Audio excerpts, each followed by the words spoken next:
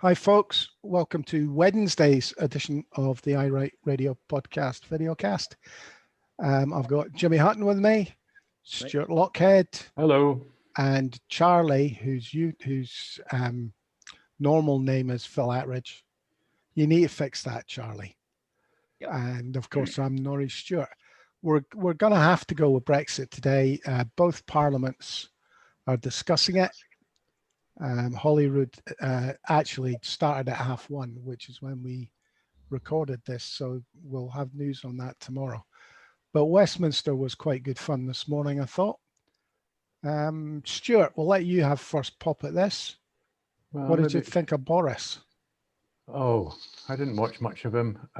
He was taking interruptions. Or is that interruptions? No, what are they called? Anyway, interruptions. They do because it's a motion and a debate. To start with, it was interesting. What I saw earlier on was John Craig, the Sun reporter from Parliament, moaning because the SNP demanded a division on how long this debate would go on. They wanted an extra 2 hours. Scheduled for 5, yeah. Well, they wanted another 2 hours. They probably actually wanted a technicality, but effectively it would run until 7. So they had a division about that, which you then had the studio at Sky moaning about the SNP actually extending this whole affair by another 10 or 15 minutes by making them vote, which they knew they couldn't win. Oh, for fuck's sake! Sorry. Then I watched a wee bit of Boris. I missed the main points of order, which I'm sure Jimmy will let everyone hear about. But generally speaking, I think Ian Blackford had a very good speech. What was really noticeable about his speech was apart from the content, was the way he got barracked, typically, to start with, by the opposition. I mean, loudly interfered, loud shouting, all kinds of nonsense. I mean, it's demeaning. The speaker should chuck these people out. In any decent parliament, they wouldn't be allowed to stay. And of course, somebody that I can't call a rapist was in the front seat. What was his name? Mark Francois. I daren't call him a rapist. Okay, Jimmy. You spotted the points of order. Yeah. Ian Blackford interrupted Boris quite a few times with points of order that weren't actually points of order. He would just want to have a wee slap at him. I kind of thought he was going to do it for the entirety of Boris's speech, which would have been interesting because I was finding it annoying. And I'm pretty sure that everybody in the chamber was. But he chose to stop after a while, which was a bit disappointing, really. I thought it might have been a start of a campaign of disruption, but there we go. I was impressed with Blackford today, actually. He made a bloody good speech. He also embarrassed Keir Starmer, embarrassed Boris, particularly embarrassed Michael Gove, and chose to completely ignore the barracking that he was getting from Barry Gardiner, which is probably just about as much respect as Barry Gardiner deserves in this day and age. Starmer made a good point, strangely enough, at one point. I thought his speech was poor, but he did make the point that, and again, embarrassed the Prime Minister by asking him to stand up and confirm, because Boris had said that he'd achieved sovereignty with no tariffs and quotas, which is an absolute nonsense. The reality is the minute he exercises sovereignty, the tariffs and quotas kick in. But Boris clearly wouldn't stand back up and either deny or confirm what he would deny what he'd said was a lie, or confirm that it was the truth. He just chose to sit in his ass and look at me, the fud that he is. To be honest, though, I think that's what the Tories want. You know, as soon as they do use sovereignty and tariffs and quotas kick in, it suits their agenda, which is to drag Britain as far away from the EU as they possibly can. So at the end of the day, Boris has got what he wanted. I've noticed that there's a hashtag on Twitter now, reminiscent of the Better Together hashtag, which was the Tories and Labour hand in hand. There's now a Brexit Together hashtag. So I think we can be pretty certain of what ground the SNP will be attacking Labour on in the future. It was interesting, just what Jimmy was saying there. I was impressed by Ian Blackford's speech. I was impressed by his delivery, and I was also impressed by the way he handled the interruptions later on. The Michael Gove, Prime Minister, Ian Duncan Smith. He was prepared. Ian Duncan Smith stood up, politely was rude, and he wanted actually. Ian Blackford was prepared to have a mini debate there and then, but the speaker wouldn't allow it to happen, which was a shame. No, he was very commanding. It was Ian Blackford. So there you go.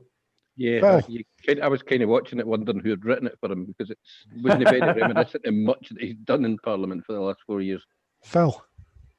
Starmer, I thought, as a prosecutor, in laying out the charges, give me an answer, I thought he was very good, but he could have been chopped out of a bit of wood. He's got the charisma of a house brick. Whereas you listen to what made Blackford's speech good was passion in it, and everything. It was, yeah, at the end it was relatively sensible. But Starmer, so disappointing. And Boris, well, yeah, Stuart mentioned about Boris, allowing people in. That's just so he doesn't have to think of some stupid burbles to do.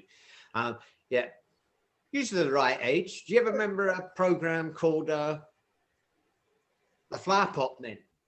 And that's what he's like. Blah, blah, blah, this is Boris. I mean, when you look at him, yeah, he's quite happy to sit back there and let everybody do it. Gets him off the hook, I noticed the tactics Starmer was using. He was allowing interventions and then giving the person that intervened a question to answer and going back to them. That's kind of unusual. You don't see that often. He's a lawyer. Why do you think Shakespeare wanted to kill them all? Well, I couldn't help but think, you've given me enough rope to hang you with. Here's a wee bit more. Go on. It was to one of the SNP backbenchers. I can't for the life of me remember. I thought he did it a couple of times, did he not? Aye, but this backbencher popped back at him and said, "Can you show me anywhere on the order paper where I'm voting for no deal?" Yeah, I mean, he did have the retort. Yeah, he did have the retort. Well, with Westminster in mind, Kenny MacAskill has written a piece for Wings.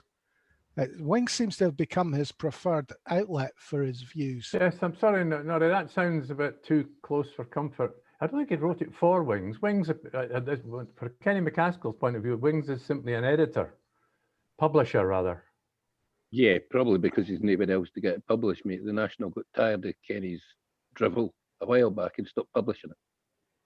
Honestly, the SNP is becoming more and more like the Scottish Labour Party, the English Labour Party. Here comes something positive. Oh, they're kicking 10 bells out of each other again. Ben's not speaking to each other, and somebody should tell them. How do you think your football team would do if they were like that, Jimmy? Yeah, well, to a point, I'd agree with you, Phil, but I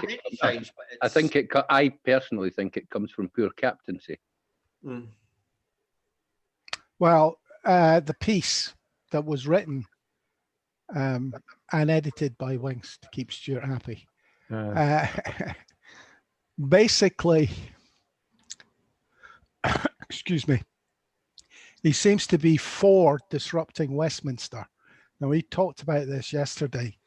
Is Kenny MacAskill the revolutionary leader in the Wings for disrupting Parliament? I think the point is somebody who has an authority, and he has authority, he's an MP and he's down there.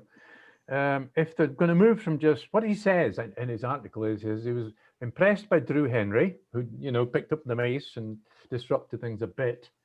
And apparently, according to Kenny MacAskill, the SNP high Higgins approved of that. But what Kenny's saying, the gist of his article is that, well, look, it's all very well one person doing that. That's okay, but that's not going to make an impact. It's really, they need to, needs to be collective action.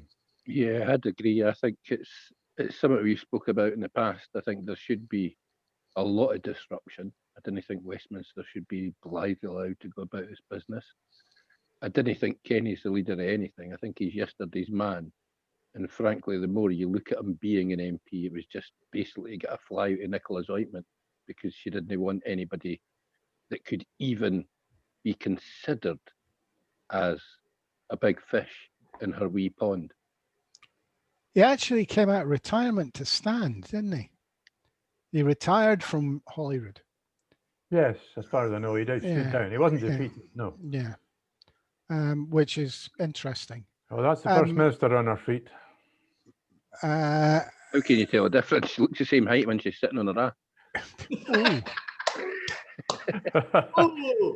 Well, so various methodologies. I see strangers being one, which means there has to be a division through the lobby instead of just a shouted through vote.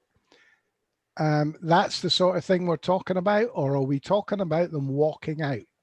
I think we're talking about anything that disrupts Westminster, anything that holds up the progress of any bill. And I mean any and every bill. I don't think they should be allowed to go about their business quietly. I think that as Scots, we are a sop when we have 59 MPs down there. Will always be outvoted. That is the English Parliament, and it's time we started to make sure that the English Parliament didn't run smoothly. Phil. It's going to be difficult because at the end of the day, there's going to be nobody there for the foreseeable future. Can you disrupt as easily online? I mean, it's what kind of disruption, but if they're not physically there, it's going to be incredibly difficult to do anything that makes the papers, etc., notice, you know, the media.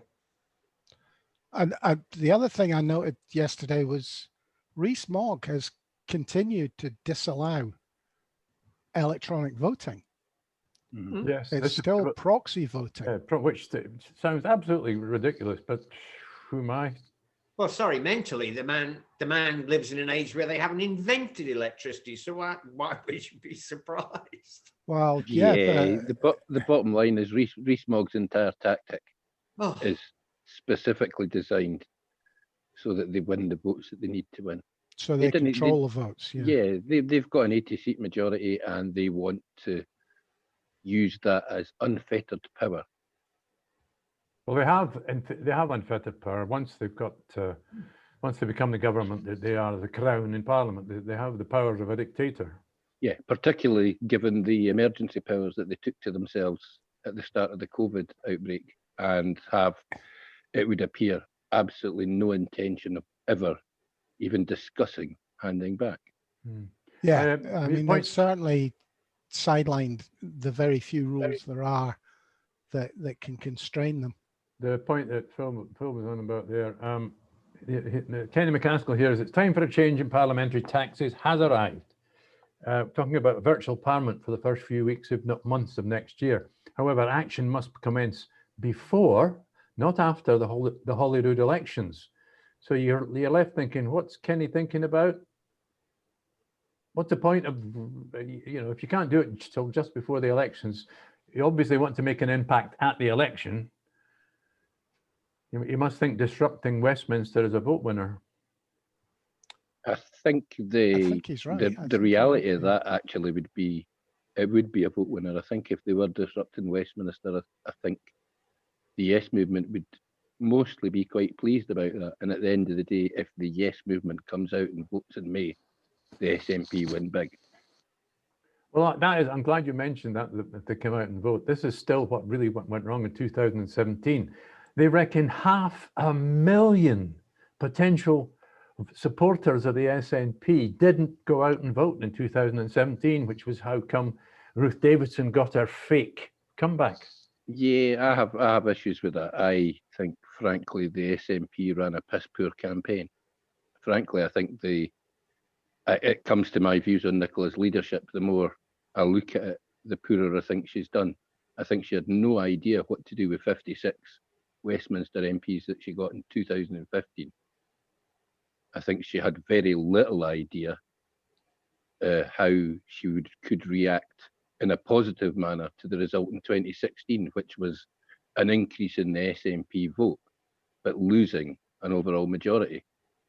Frankly, I think that's where if they run another piss poor campaign, I think we'll have a shocking. You mean if George Robertson runs another piss poor campaign. It was Yeah, Robertson who ran the Robertson. campaign. Angus Robertson, yeah. I think we could be heading for yet another what I'd call an underwhelming landslide. I mean, look, Which though, is to win, but they don't win big as they should. I was appalled in 2000, you know, the 2015, 50 odd MPs, and they did nothing. Mhm. Nothing at all. I think they had no idea, mate, particularly given that the parliamentary arithmetic, with quite such a large amount of Tory rebels who were absolutely opposed to anything Theresa May wanted to push through. It was a great opportunity. So it was a great opportunity last year that they handed away the election. Boris had basically hamstrung himself by throwing people out the party and what have you, and then we hand him an election. Well, sorry, we hand in hand with Jeremy Corbyn hand him an election. That was again a huge mistake. I mean, you have to say, right, so who's making these big decisions? Is it Nicola or is it her husband? Well, that's the thing, mate. At the end of the day, she's a party leader. Doesn't matter if it doesn't matter which one it is. She carries the can. Yeah. Phil. I think. Phil. It's a divided party. That's all. Nothing unusual with that. And trying to blame, well, Nicola or Nicola's, you're only as good as the troops around you as well. I mean, let's just look at Labour. I mean, you've got a pretty strong leader. And at the end of the day, compared to other parties, that's why you're doing well in the polls. Because it's but Phil, she's the one. So there's no two ways about that. It could do a lot better. But she's the one who's assembled the troops round about her. She's made sure that talent's gone to Westminster, not Holyrood. She's made sure that, frankly, if she does have a rotten campaign and doesn't win the election quite as big as they should, there couldn't be a leadership challenge because there's not a genuine potential leader sitting in Holyrood.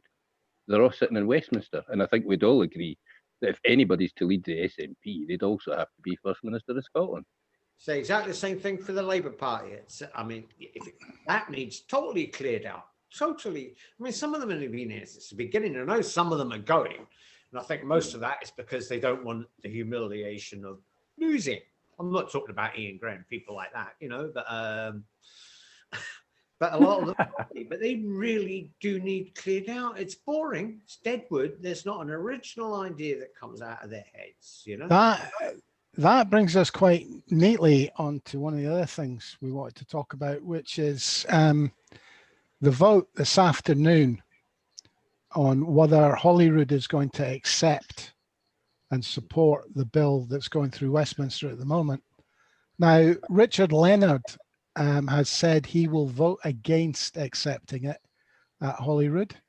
However, Anwar Sarwar seems to be indicating that the front bench of the Labour Party aren't very happy about that decision. Yeah, it looks like there's more than one cat fighting in that bag. It looks like there's a handful of cats being flung into a bag with a ferret, and the bag is bouncing about like a fat bird's arse at a discotheque. I have no idea how Labour are going to vote, but I think it will be very interesting to watch the daggers that they're firing at each other, particularly when Richard Leonard's finished speaking and somebody like Jackie Baillie or Anna Sarwar stands up to speak. Well, Neil Findlay has tweeted that he will be voting with the SNP, which will be what's the damn thing called again? The withdrawal bill.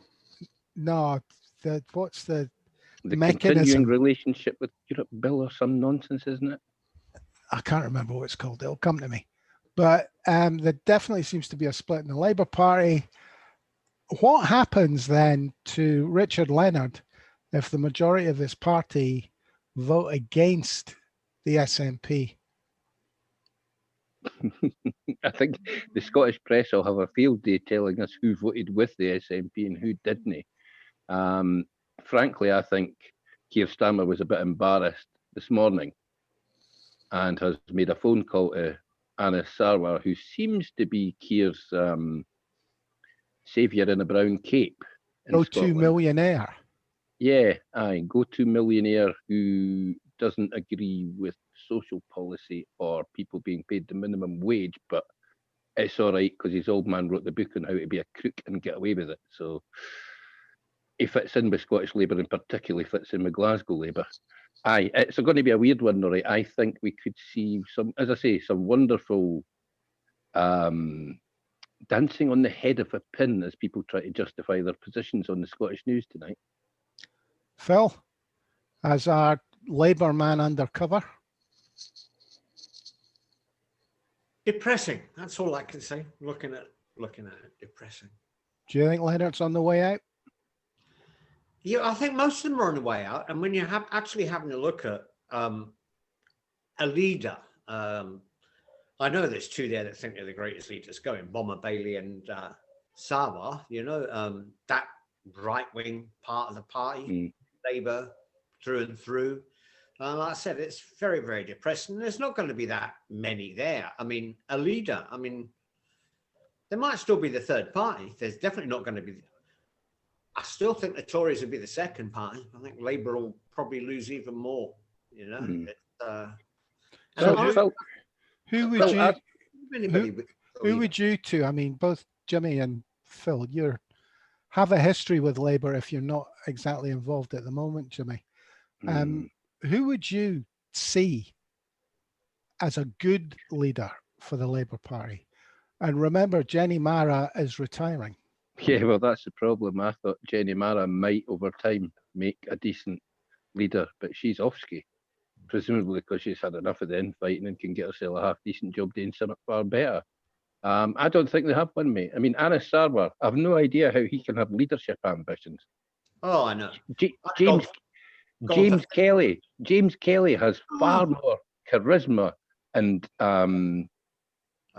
character, persona, than Sarwar ever could. I've got an empty teacup sitting here that can speak better than Anas Sarwar can. But I've no idea how he thinks he's going to be a leader, other than the fact that he's got a shitload of money behind him, because, as I say, his old man wrote the book on how to be corrupt and get away with it. The only person I'd have gone there, and he's going as well, and that's Neil Findlay.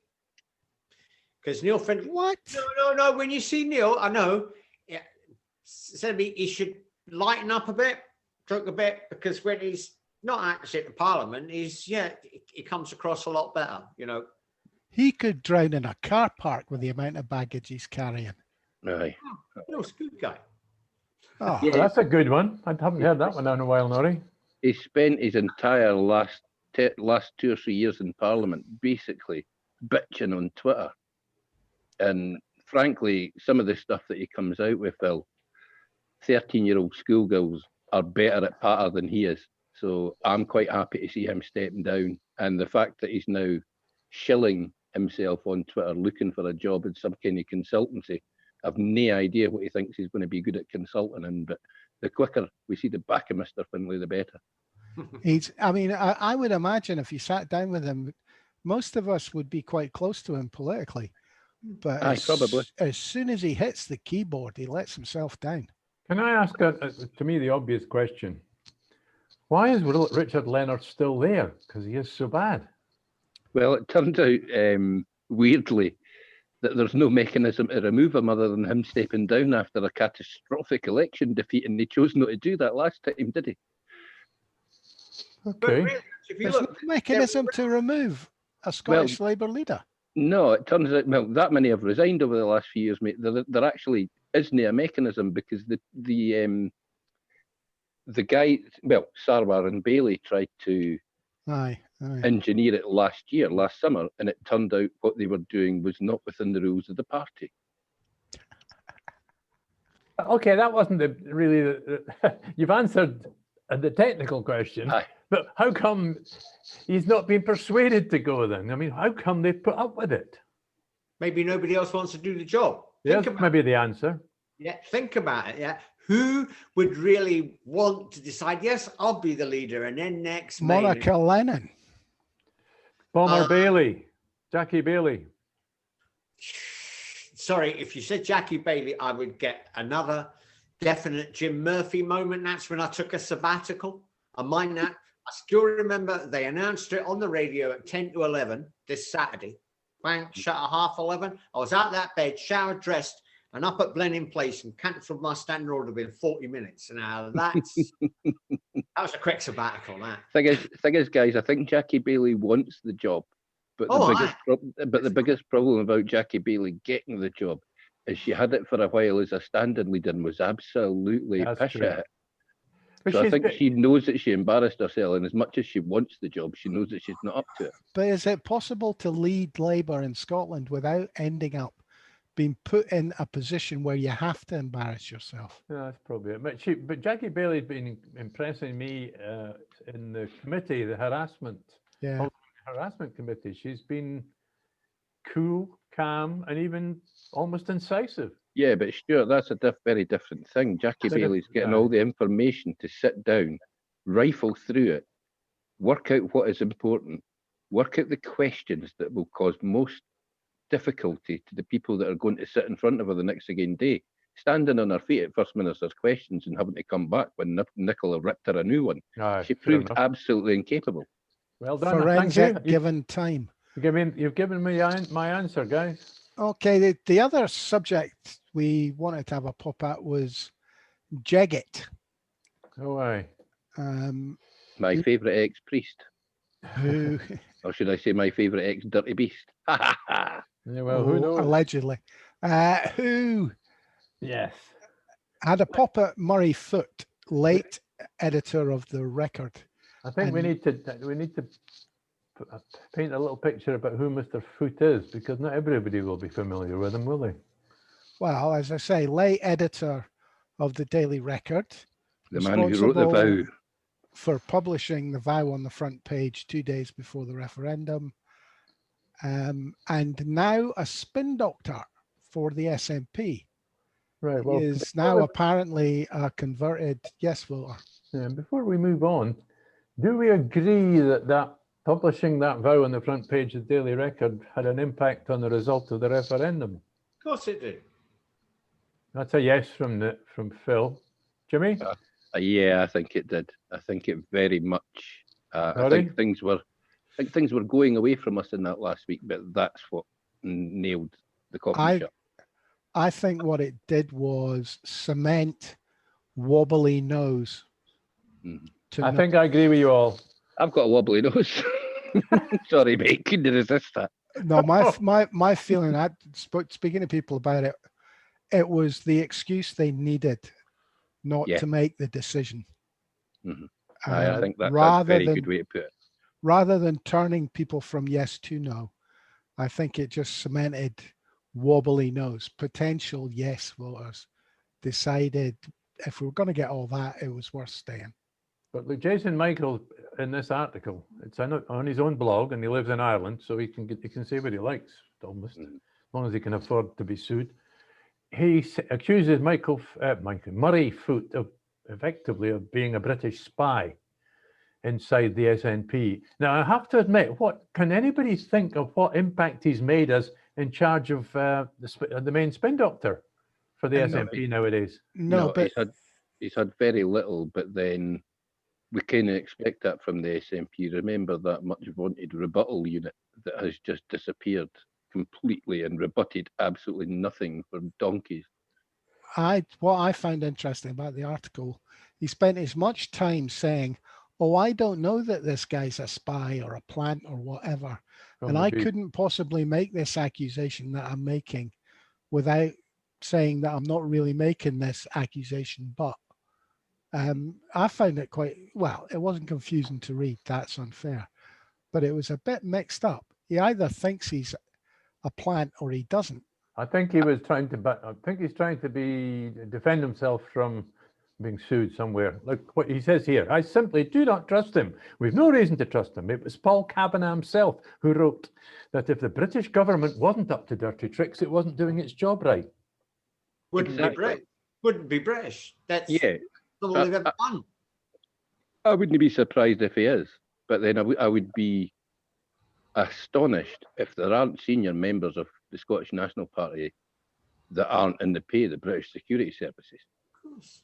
There must be. When we look back at the history of Ireland, and I know that they have slammed the book shut after we found out quite how many plants they had in Sinn Féin, But effectively, half of Jerry Adams' family was in the pay of the British security services. Martin McGuinness's driver, Martin McGuinness's bodyguard were in the pay of the British security services. So if you didn't think Nicola Sturgeon's driver isn't getting a bung for the SIS to let them know where Nicola spends every night, because she doesn't spend it in any of them in Butte House. If you don't think I think there are senior members of the party serving members of Parliament and the Scottish Parliament that are in the pay of 5 and 6, because I'd be astonished if there weren't.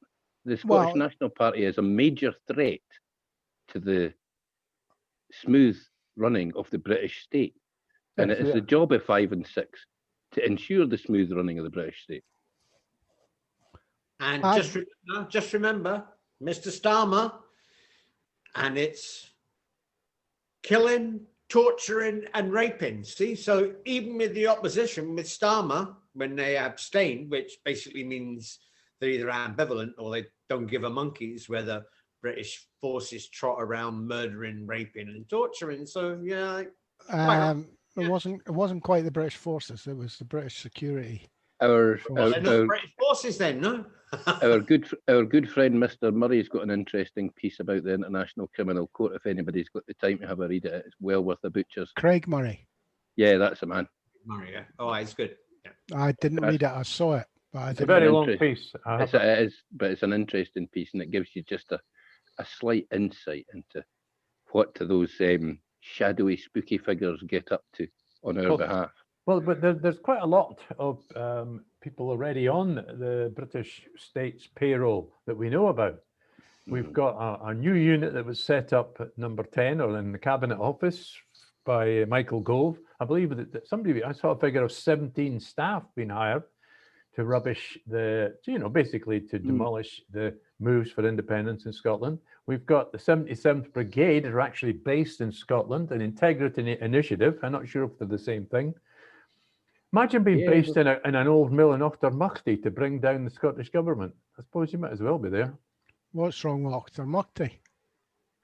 I don't know. There's no look right with Auchtermuchty other than the road up to Cooper to get pissed, mate. Well, the Proclaimers come from Auchtermuchty. Well, I suppose, I mean, yes, the security services job is to maintain Westminster. It's not to maintain Holyrood. So, yeah, they'll be in there playing their games. I'm not sure just how deep they'll be into it. I didn't think. I'm not sure they'd bother with somebody as mundane as Murray Foote. I think they've got bigger fish to fry, and frankly, I think they've got bigger irons in the fire than Murray Foote. I think the question Jaggett was asking, for the way I took it, was why should we welcome with open arms high-profile no voters? Should we put them into positions of trust? Even visible positions. I would say somebody like Mr. Foote in particular, his past experience is probably useful to people within the party, but I'm not so sure that he should have a high-profile job. But then it's kind of, I'm no fussed at the end of the day. I don't believe that this particular SNP administration is desperate to lead us to independence. So that kind of colours my view of them giving people like Murray Foote a job. £3 million, apparently. This is one of the questions that wasn't in the article. But at the time Murray Foote came aboard the SNP, the government decided to give a bung to the newspapers across Scotland because apparently they were going to lose money because of the COVID pandemic. So they all got a subsidy. And yet these same newspapers have continued to rubbish the SNP government. We can't be surprised at that, though, mate. There's subsidies getting bunged at everything in Scotland now because everything's shut. And frankly, well, they were quick they were in first. Yes. Well, they would be, mate. They've got an incredible lobbying power over politicians, haven't they? National parasites. What do you expect? Well, wait a minute, guys. You cannot be a Democrat who believes in a free press and then only subsidize the press that agrees with you. Aye, and let's be honest, the decision to subsidise the press was actually taken at Westminster, and we got handed X amount to hand out. But Oh, okay. basically, the decision was taken above Didn't know Nicholas' that. head. Sorry, I didn't know that, Jimmy. Yeah, and it's important that the SNP can say without fear or favour, everybody got a wee taster. Well, aye, I think almost everybody did, mate. I know that there were Didn't. No, I know that there were certain broadcasters on the independent side of things that were looking for a wee tickle and didn't get one. But come on, Well, out of that, didn't apply. Out of that pie, mate, the likes of your Daily Record and your Scottish Sun and that, they were always going to have the biggest bite, eh? You're right. You can't be a Democrat that believes in a free press and then want to shut down the press that you didn't agree with, particularly in Scotland, because I didn't agree with any of the press. Well, we would have no press. Mm-hmm. I think it would be fair to say. You don't need to shut presses down or that, but I mean, the British press is appalling. It just lies. I mean, there should be some legal sanction for that.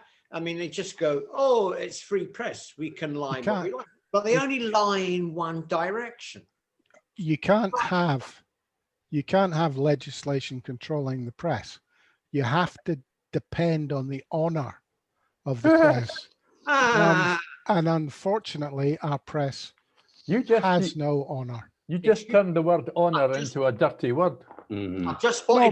I've just stated the way a free press works is it has to have honour. It has to tell the truth. When it ceases to do that, it ceases to be a free press. But no government can legislate against it and say they support free press.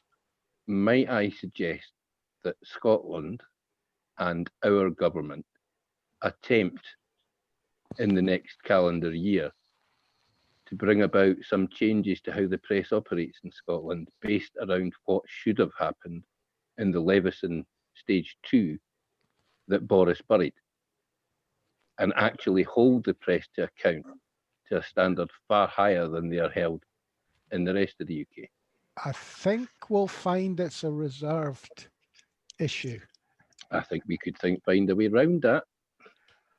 What I would like to see is what I believe happens in Spain, where the government subsidizes the press. So it gives you the ability to have a left-wing paper, gives it time to build its readership, to have a genuine middle-of-the-road paper, so that the money isn't only coming from rich oligarchs and right-wing nutters. Sure, there's a problem with that too. I just can't think what it is. Well, if you look at the Catalan the supporting independence, the press in Catalonia, that's all gets fairly sizable subsidies, and therefore you have.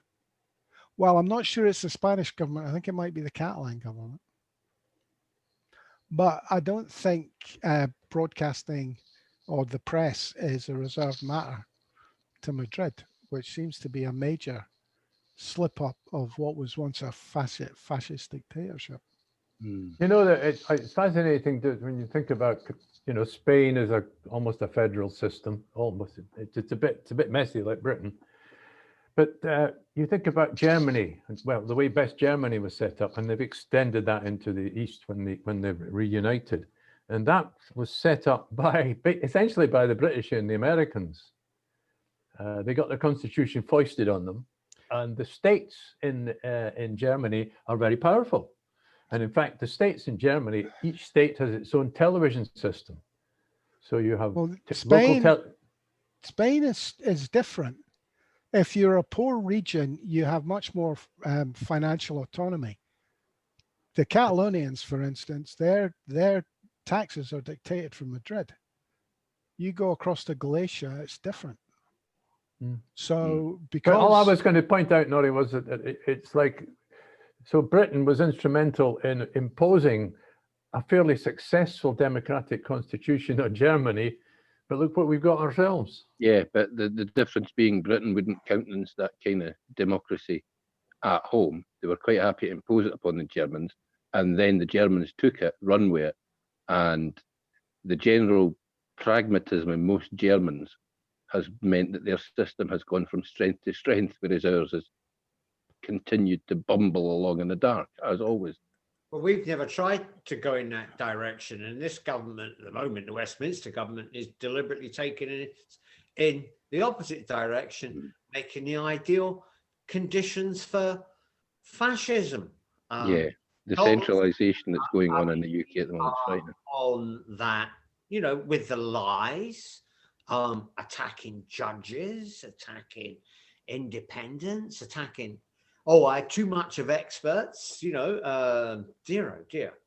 It's a bit like Trumpism with a bit of intelligence, you know, because I'll give them their due. The right wingers here, there's a lot more because they have one goal, and that's to nail the four of us to the wall. And millions. Sorry, mate, don't include me in that. They're going to have to be guy quick if they want to nail me to a wall. Guy quick, and probably use some industrial strength glue to put the fucking chair up there, I know, mate. Aye. I think that's just about exhausted it. I'm sorry, Stuart. I do have a little final epilogue from a very loyal and very informed commentator. And I don't want to name the person, but I think it's worth reading it out. Lots of good stuff today and lots of chuckles. This is obviously a reference to, she hasn't got the Chuckies quote from Jimmy. No Chuckies in sight, sadly. Jimmy, a majority of the vote is not necessary, just a majority of the seats, so long as the main policy in the manifesto is independence negotiations almost immediately. Otherwise, you wait for a referendum. A lot of what you said, I agree with, though. You want to react, or should we just give with the other? No, really, mate, but I think it would be disastrous if we are sitting at a position where we are now, with the polls where they are, and the SNP don't poll over 50%. That would mean that Nicola and the entire campaign group had made a complete mess of the first 5 months of the year if they don't poll over 50% come May. The other one is to Norrie. Norrie, the treaty route cannot be UDI, and neither can a plebiscitary election. The first involves international law and treaty rights. The second involves the electorate, the time-honoured source of democratic authority. The first affords the other party to the international agreement a voice, and the second does the same with the electorate via the time-honoured vehicle of a plebiscite. Where you have the opportunity to enter into negotiations and reach agreement, that cannot be UDI. I wouldn't argue with the technicality of it.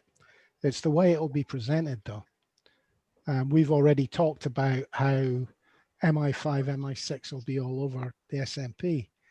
The press will present anything that isn't a referendum as UDI, and that includes negotiating a treaty. So we will have to depend on external press agencies reporting the truth. At some point. And that's a problem, because how many of the councils who are going to be asked to run any referendum would be prepared to do it? How many councils are totally controlled by the SNP? So in a technical sense, I agree. The UDI is a very specific thing, but it will be presented as UDI by our press. You know, this just outside pressure is jumped into my mind, and I'm thinking, you know, the one thing we do lack, and this is a topic for another day, really, we don't, unlike the Irish, we don't have a huge diaspora ready to organise on our behalf. Well, but there is a diaspora, but they're not organised like the Irish are. Yeah, Stuart, I'd just like to ask one thing though before we go off this, because we're getting to the end of the programme. None of the major voices, but some of the backbench voices, and some influential backbench voices as well in conservatism, have they come out with idiot suggestions like Dumfries and Galloway or Shetland seceding from Scotland. God. Oh, yeah. I'd just like to ask anybody out there if they think anywhere on the planet would back the British idea of partition That's the ever one. again, given how much of a disaster partition has proved every time the British have done it. They would have no international backing or no international standing the minute they even mention it. Scotland, when it leaves the United Kingdom, will leave as an entire country, and it will succeed as an entire country. Nicely put, Jimmy. Just a wee thing I was this morning, it seems to be coming out. You know the way they've got rid of Erasmus so that youngsters can abroad and they can come here. Boris, just around the general election, said that Erasmus was totally safe with him and having Erasmus, and now it's gone. But there's a new organisation now that's come up, and it can arrange for you to be educated abroad. Now, costs you, minding that. Guess who the chairman is? Boris's brother, chairman and one of the co-founders, Boris's brother. You couldn't make it up. So I think there'll be more coming on that one. You know, I think the Scottish Parliament should come the election. I think the Scottish Parliament should announce that they're taking 100 million quid or whatever, putting it in a high yield account, and they're going to use that for Scottish kids to still enrol in Erasmus. And then, frankly, if they did that, I bet you Sir Tom Hunter would double it. yeah, and I bet you that would give us an extra few percent. That would give you a few percent. Right, Maybe guys, that's teenage kids. that's another 17 subjects for tomorrow. Right. Let's Foxtrot Oscar. So let's call it a day. Thanks, Stuart. Thanks, Charlie. Thanks, Jimmy. I'm going to keep calling you Charlie till you get your proper name up there. yeah, but apparently the host can change my name. I can't. I don't ask me. I mean, Please change it to Sonia, Norrie. Fifi. Okay, guys. Thanks for listening, folks. And I hope to catch everybody tomorrow, when we'll have news on the devastating vote at Holyrood. Hogmanay hats or anything? It's Hogmanay tomorrow, sir. Oh, it is too. Yeah, bring a drink. Is it? Yeah, bring a drink, make an idiot of yourself on screen. That shouldn't be too difficult. Yeah, it's the Splendid. 31st tomorrow, Stuart. Cheers for now, folks. Right, see you Thanks later. again, guys. Cheers.